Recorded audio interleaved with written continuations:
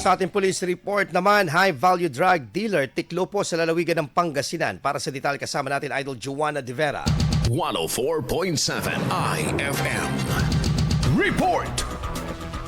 Tiklo sa Pangasinan ang itinuturing na high-value drug dealer matapos itong mahuli sa isinagawang operasyon ng Pangasinan Police Provincial Office, Regional Police Drug Enforcement Unit Per 1 at Philippine Drug Enforcement Group Special Operations Unit 1. Kinilala ang suspect na isang 39 anyos na lalaki, high-value individual pagdating sa kalakalan ng illegal na droga.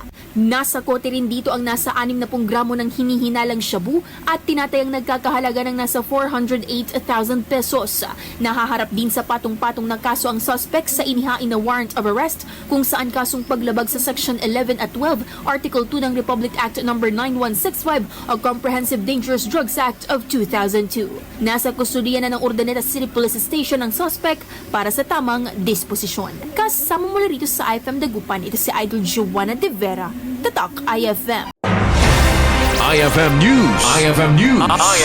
IFM News.